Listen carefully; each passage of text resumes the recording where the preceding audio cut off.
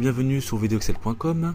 Dans cette vidéo, nous allons essayer de calculer donc le chiffre d'affaires en fonction donc d'un magasin et situé donc entre deux dates, donc du 1er décembre ici au 15 décembre. On a préparé ici un petit tableau donc avec date de début, date de fin, le magasin en question et le montant total des ventes, donc le chiffre d'affaires. Là on a une petite liste de différents magasins, donc il y a 3 magasins ABC. Dans un premier temps, on va ici créer une liste déroulante pour les magasins.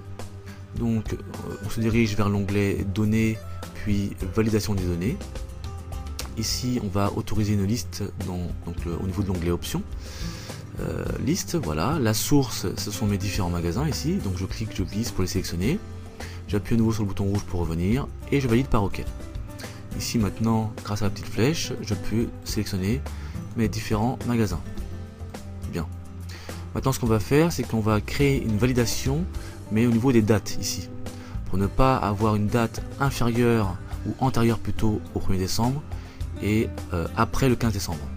Donc je sélectionne ma plage, donc mes deux cellules ici, je me dirige toujours vers l'onglet données puis validation des données. Ici dans l'onglet options, je ne vais pas valider une liste mais une date comprise entre bien justement le 1er décembre, donc le 01 12 2011 et le 15 12 2011. Voilà, je valide par OK. Donc maintenant on va faire un petit test. Si j'indique ici par exemple le 21 décembre 2011, voyons voir ce qui se passe. J'ai un message qui me dit attention, la valeur que vous avez tapée n'est pas valide. Effectivement, il y a un message d'erreur dès que vous ne respectez pas en fait la validation. Bien, une fois que cela est fait, on va pouvoir maintenant par exemple ici mettre une date par exemple du 1er décembre.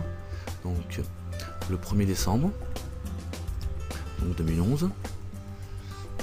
Voilà, et ici on va indiquer par exemple, je sais pas, le 12 par exemple, le 12 décembre 2011.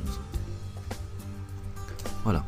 Donc maintenant ici en I3, on va calculer donc le chiffre d'affaires pour le magasin B allant du 1er décembre au 12 décembre. Pour ce faire, on va utiliser la fonction SUMPROD, donc égale SUMPROD. Voilà. Donc la matrice, ici, on va d'abord s'occuper des magasins, donc je sélectionne l'ensemble des magasins. Alors, petite parenthèse avant, parce qu'il y en aura plusieurs, voilà. Donc l'ensemble des magasins, et bien cette matrice doit être égale en fait au magasin ici sélectionné juste à côté. Donc ici, je clique sur H3, je ferme la parenthèse, je multiplie par, j'ouvre une parenthèse, je dois prendre en considération les dates maintenant. Donc d'abord la date de début, donc la plage ça va être l'ensemble des dates bien entendu, et cette plage doit être supérieure ou égale, donc supérieure ou égale donc et bien à la date de début. Je ferme la parenthèse, je multiplie par, j'ouvre une parenthèse, même principe pour la date de fin, je sélectionne donc ma plage de date. Cette plage doit être comment dirais-je inférieure, cette fois-ci bien sûr, inférieure ou égale et bien à la date de fin ici indiquée en G3. Je ferme la parenthèse et j'ai bientôt terminé. Je dois prendre en considération maintenant les chiffres d'affaires, les ventes. Donc je multiplie par tout simplement la plage vente ici. Je ferme la parenthèse pour la fonction SUMPROD et je valide par entrée. Ici on trouve donc 116 241. Donc on va vérifier. Ici, alors j'espère que vous allez voir. Donc ici, donc le magasin B. Magasin B pour donc du 1er au 12 décembre. Donc magasin B ici. Ensuite ici. Ensuite ici. Ensuite ici. Je ne prends pas en considération ici les 46 000 puisque nous sommes au 14 décembre. Donc je vérifie ici, j'ai bien 116 241, le montant que j'ai bien indiqué ici dans ma formule. Donc tout va bien. On va prendre un autre exemple ici. Par exemple, le magasin C. Toujours du 1er au 12 décembre. Donc le magasin C, il est là. Ensuite, il est ici. Et je dois prendre ici cette valeur puisque on a dit tout à l'heure inférieur ou égal. Donc 20 000, je prends en considération. Par contre ici, on est au 15 décembre, donc je ne prends pas les 22 000. Je trouve 105 062 et ici j'ai bien 105 062. Donc tout va bien. Donc ma formule fonctionne correctement.